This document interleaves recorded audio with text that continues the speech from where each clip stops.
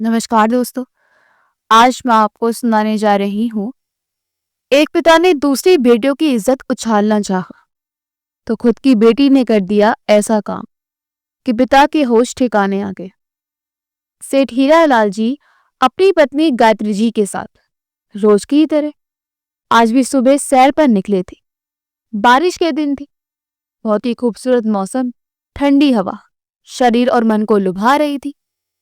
सुबह के लगभग 5 बजे का समय था। पति पत्नी काफी लंबी दूरी तय करते थे।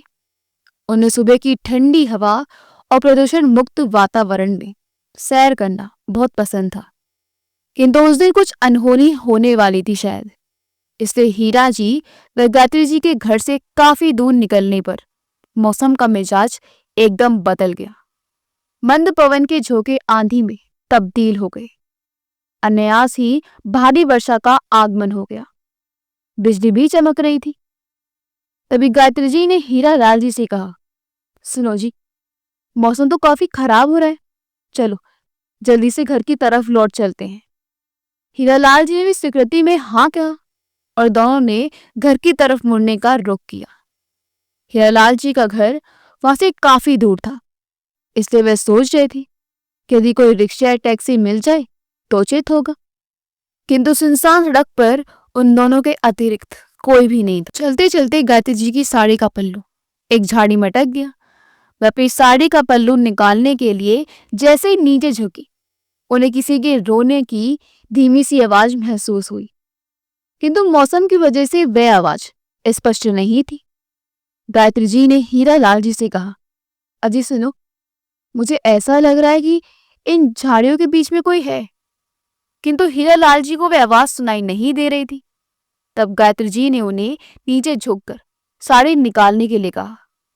जैसे हीरालाल जी ने नीचे झुके, उन्हें भी वह आवाज सुनाई दी।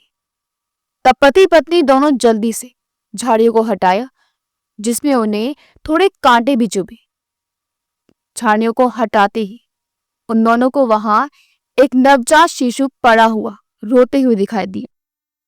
उन्होंने जल्दी से बच्चे को उठाकर अपनी गोद में लिया और गायत्री जी ने अपनी साड़ी के पल्लू से उसे लपेटकर अपने आंचल में छुपा लिया। एक दूसरे की तरफ देखकर वे दोनों कुछ भी न कह सके, क्योंकि उस समय उन्हें कुछ भी नहीं सूझ रहा था। जल्दी वे सीधे घर की तरफ भागे।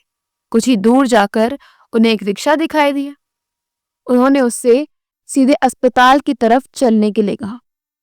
रिक्शे वाले ने भी परिस्थिति को देखकर बिना कुछ बोले उन्हें बिठा लिया। वे तुरंत ही अस्पताल पहुंच गए। हीरालाल जी और गायत्री जी तेजी से दौड़कर डॉक्टर डॉक्टर चिल्लाते हुए अंदर पहुंचे। उन्हें इतना घबराया हुआ देखकर तुरंत ही डॉक्टर वहां आ गए। हीरालाल जी को इस तरह देखकर वह हैरान रह गए।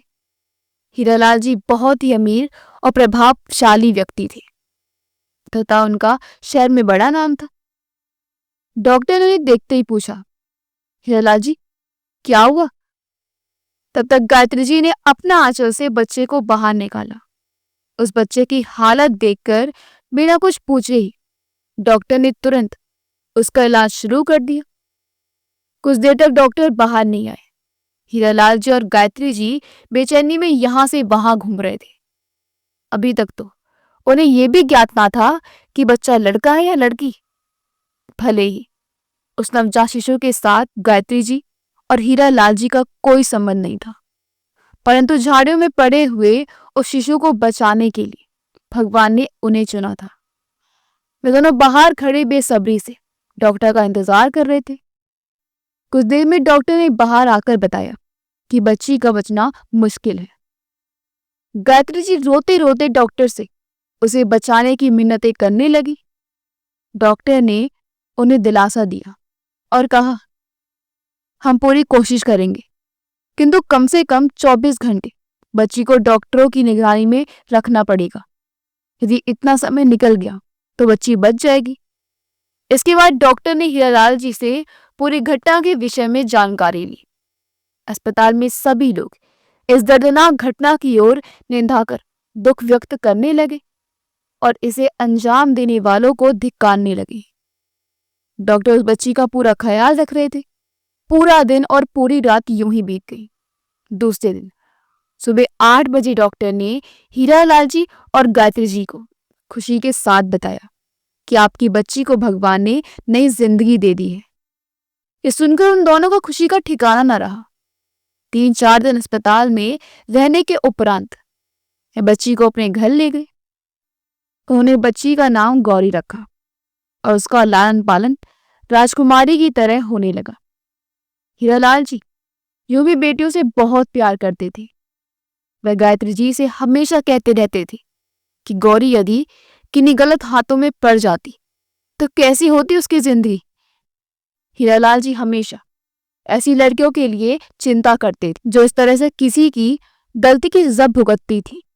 गौरी धीरे धीरे बड़ी होने लगी। वह घर में सबकी लाडली थी। उसके सभी नाच नखरे पूरा घर उठाता था। उसकी हर जिद पूरी करी जाती थी। गायत्री जी उसे भगवान का दिया वरदान समझती थी और इस तरह से उसका मिलना भगवान का आदेश समझती थी। हीरालाल जी का घर एक बड़ी हवेली के समान था।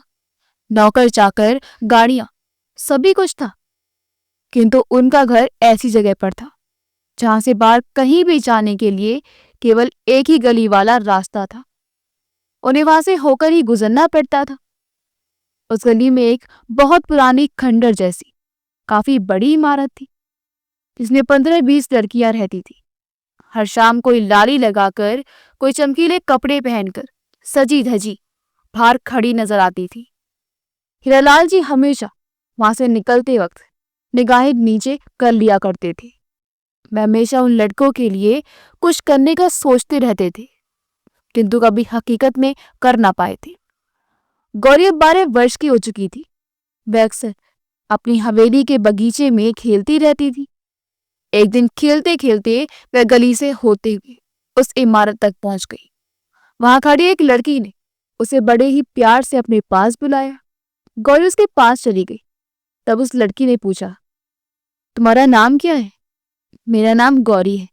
और आपका नाम क्या है दीदी? गौरी ने कहा, मेरा नाम पिंकी है। पिंकी ने काफी देर तक गौरी से बात की और उससे बात करना पिंकी को बहुत अच्छा लगा। तब उसने गौरी से कहा, तुम हर रोज मुझसे मिलने आया करो। गौरी को भी उसके साथ अच्छा लगा, इसलिए उसने तुरंत हाँ कह दिया। खेलते खेलते गौरी कभी कभी पिंकी से बात करने आ जाती थी। तभी एक दिन उस इमारत में चल रहे दह के व्यापार को चलाने वाला राजन वहां आया और उसने गौरी को देख लिया। उसके आते ही पिंकी ने गौरी से कहा, गौरी तुम जल्दी यहां से अपने घर भाग जाओ। पिंकी के मुंह से ये सुनकर कि तुम जल्दी से अपने घर भाग जाओ, गौरी हैरान रह गई। उसने पूछा, क्यों दीदी? कोई सवाल मत करो गौरी, मैं जैसा कह रही हूं वैसा करो। गौरी घर की तरफ जाए तब तक राजन वहां आ गया। गौरी को देखकर बुदबुदाया, अरे कितनी प्यारी बच्ची है। बेटा तुम्हारा नाम क्या है? उसका हाथ पकड़ते हुए वह बोला। गौरी चिढ़कर अपना हाथ छुड़ाने की कोशिश करने लगी। तब राजन ने उससे कहा, बेटा डरो मत, मैं तुम्हारा नाम पूछ रहा हूं, बता दो फिर मैं तुम्हें जाने दूंगा। तब अचानक हीरालाल जी की गाड़ी वहां से गुजरी और गौरी पर उनकी नजर पड़ गई। उनका पूरा शरीर गुस्से से कांप गया। मैं तुरंत गाड़ी से उतरे और गौरी को लेने पहुंची। गौरी बेटा यहाँ क्या कर रही हो? और ये कौन है? ऐसा कहते उन्होंने राजन से अपनी बेटी को छुड़ा लिया। अरे हीरालाल जी, ये आपकी बेटी है? राजन ने पूछा।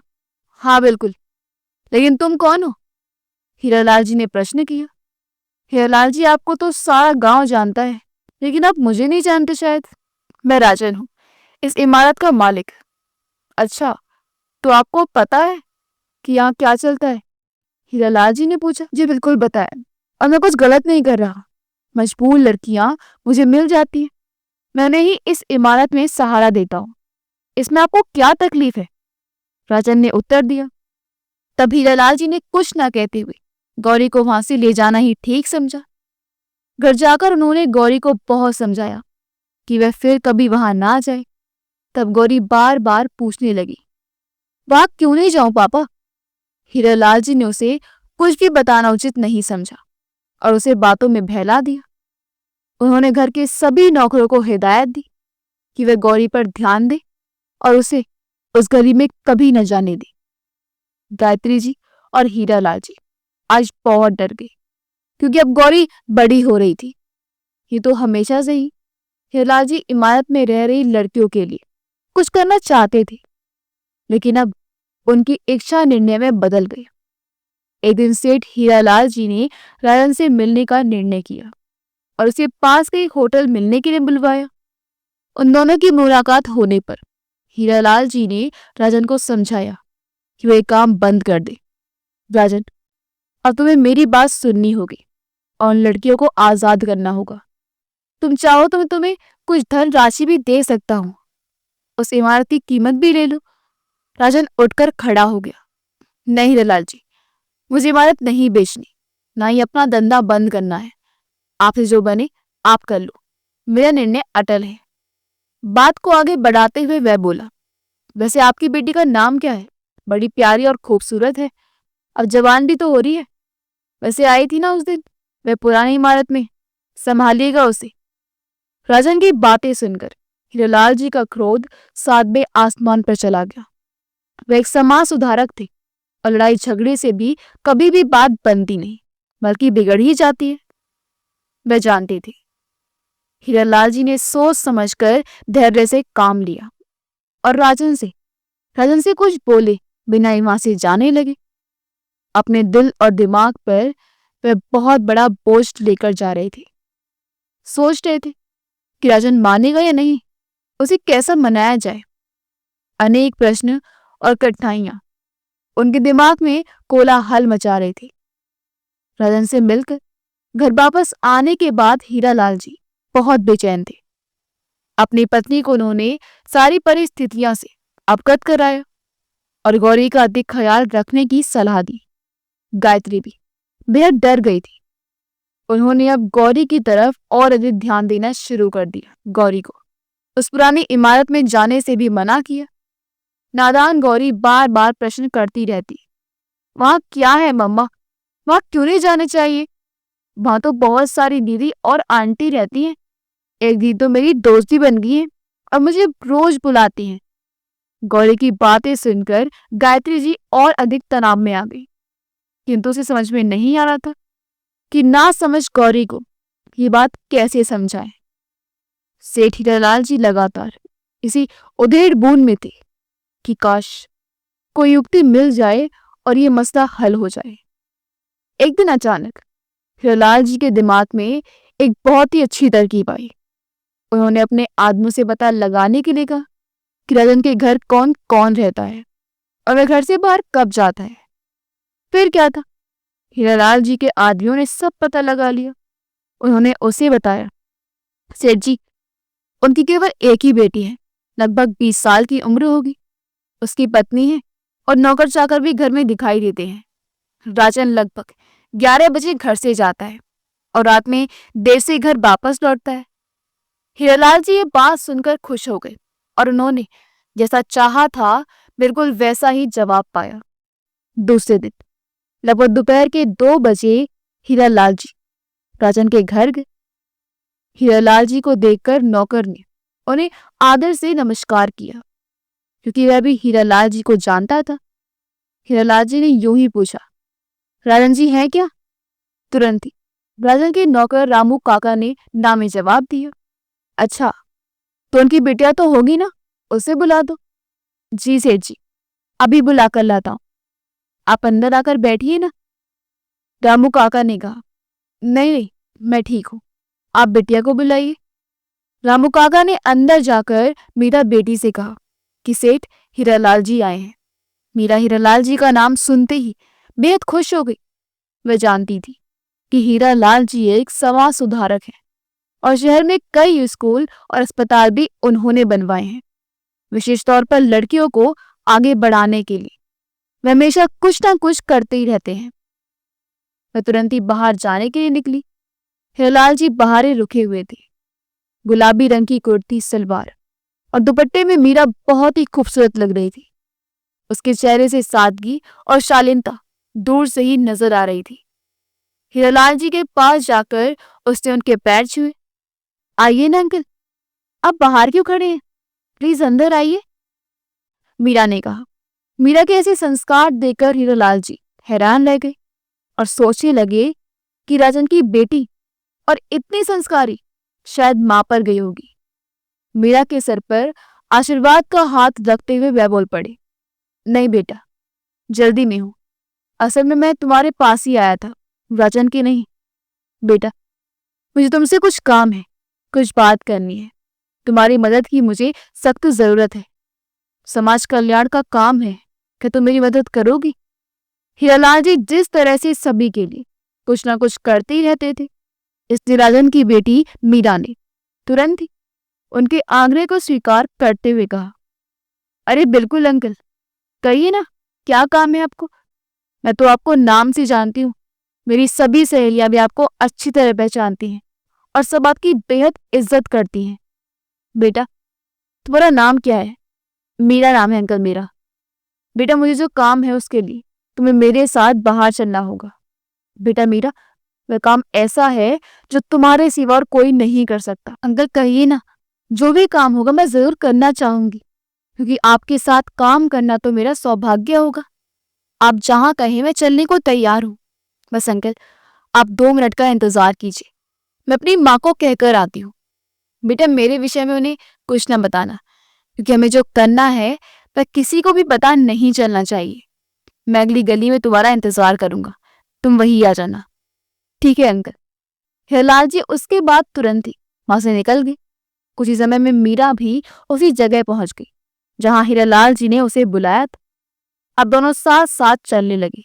चलते चलते हीरालाल जी उसे उसी गली में ले गए जहां पुरानी इमारत वाला घर था। वहां जाकर हीरालाल जी रुक गए और मीरा से पूछने लगे, बेटा जानती हो ये क्या है? यहाँ पर कौन रहता है? नहीं अंकल, मैं ये तो नहीं जानती, किंतु ये जरूर जानती हूँ कि कुछ तो गलत है, क्योंकि पिताजी मुझे हमेशा यहाँ से गुजरने के लिए मना करते हैं। बेटा, तुमने कभी अपने पापा से पूछा नहीं कि क्यों मना करते हैं? नहीं अंकल, बचपन से मना किया है, इसलिए कभी इस विषय में मैंने सोचा ही नहीं। लेकिन मेरे साथ तुम इस गली में भी बिना कुछ पूछे ही आ गई। हाँ अंकल, मैं जानती हूँ कि आपने कुछ नेक काम करने के लिए मुझे बुलाया है, फिर आपसे प्रश्न कैसा? मैं आपके लिए, इस समाज के लिए और लड़कियों के लिए सब कुछ करने के लिए तैयार हूं अंकल। अंकल, मैं तो कब से आपसे मिलना चाहती थी, लेकिन डरती थी कि आप मिलेंगे या नहीं। ठीक है बेटा, सुनो, तुम पढ़ी लिखी परिपक्व लड़की हो। मैं समझता हूँ जो मैं कहने जा रहा हूँ उसे तुम ध्यान और शांति से सुनोगी। बेटा मीरा, इस पुरानी इमारत में गरीब और मजबूर लड़कियों को लालच देकर या धोखे से बुलाया जाता है। जो एक बार वहां से यहाँ आ गई तो फिर उनका वापस निकलना नामुमकिन हो जाता है।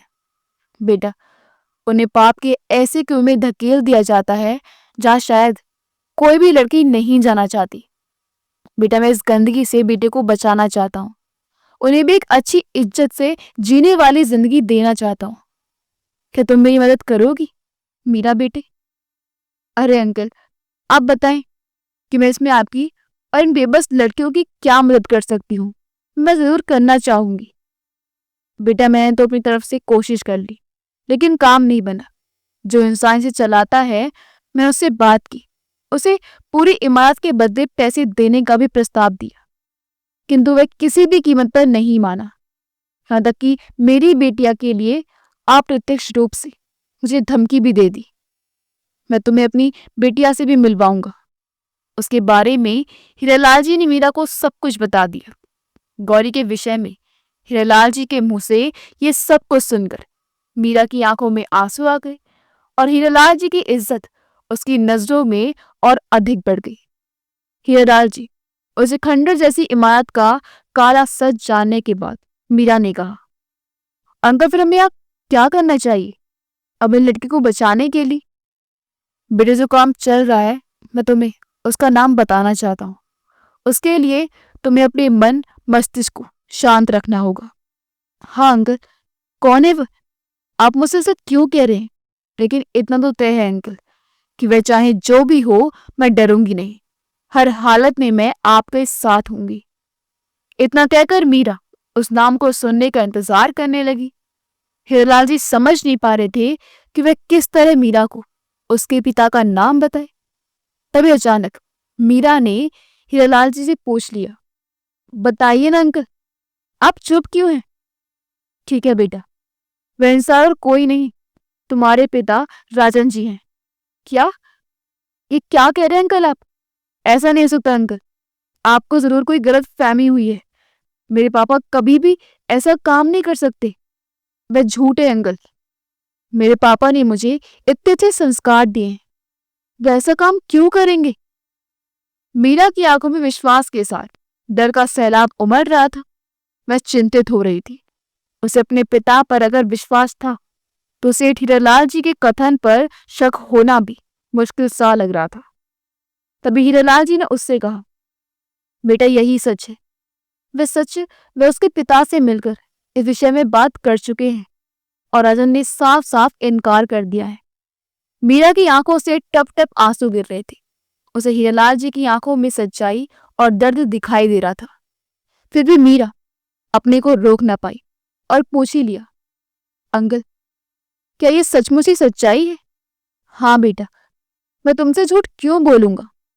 बेटा अब हमें मिलकर इस मसले को हल करना है, उन लड़कियों को बचाना है। तुम्हारे पिता को भी इसी पाप के दलदल से निकालना है। शहर की और लड़कियों को इस मोहल्ले से दूर रखना है। बस हमें ये सोचना है कि ये कैसे होगा। अंकल आपने कुछ सोचा है क्या? मैं हर हाल में इस काम में आपकी, इस समाज की तथा अपने पिता की मदद करना चाहती हूँ। हाँ बेटा, मैं चाहता हूँ तुम अपने पिता को समझाओ। मेरे समझाने से तो वह नहीं माने, शायद तुम्हारी बात मान जाए। ठीक है अंकल, मुझे सोचने के लिए कल तक का समय दीजिए। मीरा के सर पर प्यार से हाथ रखकर हीरालाल जी ने उसे सांत्वना दी और कहा, बेटा सब ठीक हो जाएगा। आपके पिता गलत राह पर चल रहे हैं और अब एक बेटी का फर्ज है कि अपने भटके पिता को सही राह पर लेकर आए। वो मीरा भारी पैरों से चलकर अपने घर की तरफ आ गई। उसके दिमाग में ना जाने कितने सवाल आ रहे थे। उसे समझ नहीं आ रहा था कि अब वह अपने पिता से प्यार करे या नफरत। वह शाम होने के पहले अपने घर पहुंच गई। बुझी बुझी सी मीरा अपने कमरे में जाकर पलंग पर मानो गिर ही पड़ी और वह फूट फूट कर रोने लगी। कमरे का दरवाजा बंद कर रखा था। कुछ देर में उसकी माँ ने उसे खाने पर बुलाया। वह गई जरूर, किंतु कुछ खा न पाई। अपनी बेटी को उदास देखकर राजन ने चिंतित होते पूछा, बेटी क्या हो गया? तबीयत ठीक नहीं है क्या मेरी बच्ची की? चलो डॉक्टर को दिखा देते हैं। मीरा देख रही थी कि उसे जरा सा उदास देखकर पापा इतना चिंतित हो जाते हैं। फिर दूसरी लड़कियों की तकलीफ उन्हें क्यों दिखाई नहीं देती। उसने कहा, मैं ठीक हूँ पापा, डॉक्टर की जरूरत नहीं है। रात को सब अपने अपने कमरे में सो गए। मीरा रात भर सोचती रही क्या करे। सुबह उठकर मीरा रोज की तरह पढ़ने के लिए निकल गई, लेकिन हर सुबह की तरह वापस ना लौटी। कुछ समय बाद उसने अपनी माँ को फोन करके बताया, माँ मेरी एक दोस्त मिल गई है, मैं कुछ देर बाद घर आऊंगी। माँ ने कहा, ओके बेटा। मीरा ने बहुत सोच समझकर एक निर्णय लिया था और उसे अपने इस निर्णय में हीरालाल जी की मदद चाहिए थी। मीरा ने उन्हें फोन करके मिलने के लिए बुलाया। हीरालाल जी भी मीरा से मिलने तुरंत ही आ गए। मीरा ने उन्हें अपना निर्णय सुनाया। सुनकर हीरालाल जी हैरान रह गए और उन्होंने उसे मना कर दिया, किंतु मीरा नहीं मानी। उसने हीरालाल जी को समझाते हुए कहा, अंकल इसके अलावा हमारे पास और कोई रास्ता नहीं है। पापा ऐसे तो नहीं मानेंगे। आखिरकार हीरालाल जी को मीरा की बात माननी पड़ी। अपने मकसद को अंजाम तक पहुंचाने के लिए अब मीरा ने अपना काम शुरू कर दिया। हीरालाल जी भी उसका ख्याल रखने के लिए तत्पर थे। दिन ढल गया, शाम होने आई, लेकिन मीरा अपने घर नहीं पहुंची। तब मीरा की माँ ने उसे फोन लगाया, किंतु मीरा का फोन स्विच ऑफ ही आ रहा था। माँ को चिंता हो गई और तब उसने अपने पति राजन को फोन लगाकर कहा, मीरा सुबह से घर से गई है, अब तक नहीं लौटी है। उसका फोन भी बंद है। मुझे बहुत चिंता हो रही है। आप जल्दी घर आओ और उसे ढूंढो। राजन भी चिंताग्रस्त हो गया। तुरंत अपने नौकरों को बुलाकर इधर उधर भेजा और मीरा को ढूंढने की हर मुमकिन कोशिश शुरू कर दी। लेकिन पूरे गांव में ढूंढने के बाद भी मीरा का कहीं कोई पता नहीं चला। पुरानी इमारत में राजन के आदमी हमेशा ही उपस्थित रहते थे। वह मीरा को नहीं जानते थे। मीरा ने पुरानी इमारत में जैसे प्रवेश किया, वहां उपस्थित राजन के गुर्गे इतनी खूबसूरत लड़की को इस तरह अपने आप ही इमारत में आते देखकर बहुत खुश हो गई। शिकार स्वतः ही जाल में फंसने आ रहा है। उन्होंने उसे अंदर आने दिया। एक गुर्गेर ने उससे पूछा, कौन हो तुम, यहाँ क्यों आई हो? मीरा ने उदास होते हुए जवाब दिया, मेरे संसार में कोई भी नहीं है। कुछ गुंडे मेरे पीछे लगे थे, मैं उनसे बचते हुए यहाँ तक आई हूँ। मुझे कुछ वक्त छुपने की जगह चाहिए।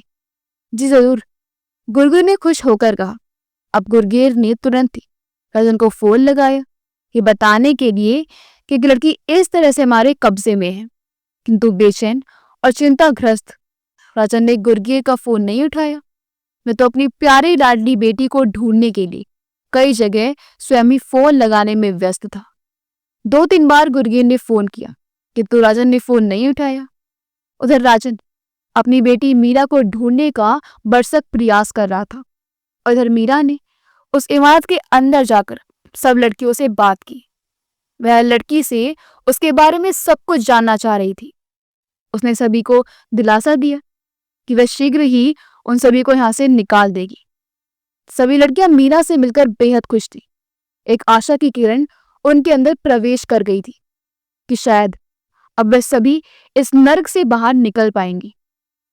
मीरा ने जानबूझकर वापस इमारत से बाहर निकलने की कोशिश की, किंतु गुर्गेर ने उसे रोक लिया।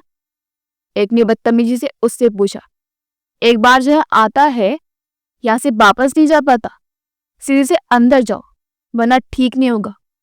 मीरा उन्हें बिना कुछ बोली अंदर चली गई। हीरालाल जी ने उस रात अपने आदमियों को गली के आसपास तैनात कर रखा था ताकि कोई भी आदमी उस इमारत तक ना पहुंच सके। शाम बीत गई, चांद निकल आया था, लेकिन मीरा का कहीं पता नहीं चल पा रहा था। राजन ने सोचा अब तो पुलिस में शिकायत दर्ज करानी ही पड़ेगी। परेशानी में राजन यहां से वहां भटक रहा था। इतने में उसके फोन की घंटी बजी। बेचैनी में बिना नंबर देखी राजन ने फोन रिसीव कर लिया। उधर से गुर्गेर की आवाज आई, राजन जी। लेकिन उसके आवाज सुनते ही राजन ने उसे डांट दिया, बार बार फोन क्यों कर रहे हो? राजन फोन काटने ही वाला था कि गुर्गेर का अगला वाक्य उसके कान तक पहुंच गया, एक बड़ी खूबसूरत लड़की खुद ही शिकार बनकर यहाँ आई है राजन जी। राजन ने फोन काट दिया। कुछ ही पलों के बाद गुर्गेर का वही वाक्य फिर से राजन के कानों में गूंजा तो एकदम से डर गया। उसका शरीर कांप रहा था। बेडरावनी कल्पना की गिरफ्त में आ गया और उसकी काटो तो खून भी नहीं जैसी हालत हो गई। उसने तुरंत अपनी जीप निकाली और सीधे पुरानी इमारत की तरफ तेजी से जीप दौड़ाई। जीप की स्पीड की तरफ ध्यान दिए बिना ही वह गाड़ी चला रहा था। गली के पास राजन की जीप पहुंची। उससे पहले हीरालाल जी के आदमियों ने उन्हें एक खबर दे दी। हीरालाल जी ने एक सेल फोन मीरा को दे रखा था। उस फोन पर उन्होंने मीरा को मैसेज करके बता दिया कि उसके पिता आ रहे हैं। हीरालाल जी का मैसेज आते ही मीरा बाहर की तरफ भागी। वह चाहती थी कि उसके पिता जब आए तब गुर्गेर उसको जबरदस्ती पकड़ रहे हों। हुआ भी बिल्कुल वैसा ही। मीरा के नीचे आते ही गुर्गेर ने जबरदस्ती मीरा को पकड़ लिया और उसे अंदर की तरफ खींचने लगी। इतने में राजन की गाड़ी वहां पहुंच गई और गाड़ी से उतर के वह अंदर की तरफ भागा। अपनी जान से भी ज्यादा प्यारी बेटी को गुर्गेर की गिरफ्त में देखकर राजन ने सीधे पिस्तौल निकालकर गुर्गेर के ऊपर तान दी।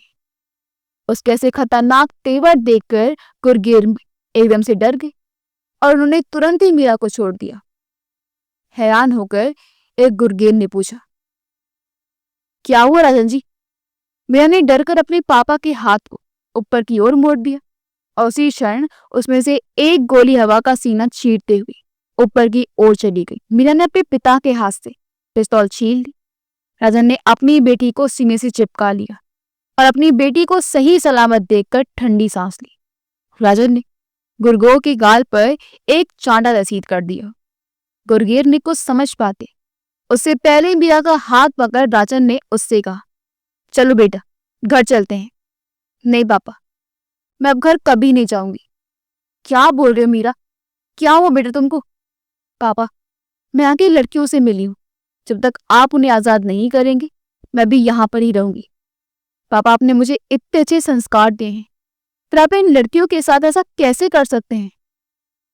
बेटा, मैंने आज तक किसी लड़की को नहीं छुआ है। जानती हूँ पापा, मुझे अंदर सब कुछ मालूम हो गया है, लेकिन आप नहीं, दूसरे मर्द तो होते हैं ना। किसी की मजबूरी का फायदा उठाना भी तो गुनाह है पापा।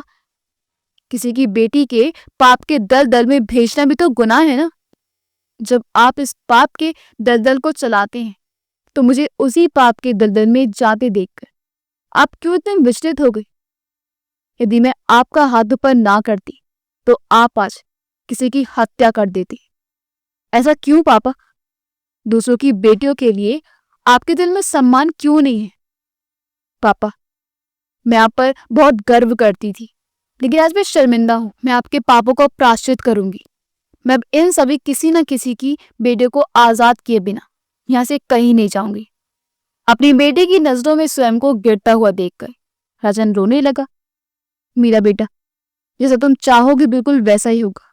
तुम बस घर चलो, मुझे एक मौका दो बेटा। मैं तुम्हें अच्छा पापा और एक नेक इंसान बनकर दिखाऊंगा। नहीं पापा, पहले ये सब ठीक करना होगा, तभी मैं वापस लौटूंगी। इस जगह पर तुम्हारा रहना ठीक नहीं है बेटा। राजन ने कहा। मीरा ने कहा, पापा गली के उस तरफ हीरालाल जी अंकल का घर है, मैं वहीं जा रही हूँ, आपको वहां मेरे साथ आना होगा। राजन तुरंत ही मान गया और वे दोनों हीरालाल जी के घर पहुंच गए। मीरा को देखते ही हीरालाल जी ने उसे गले से लगाया।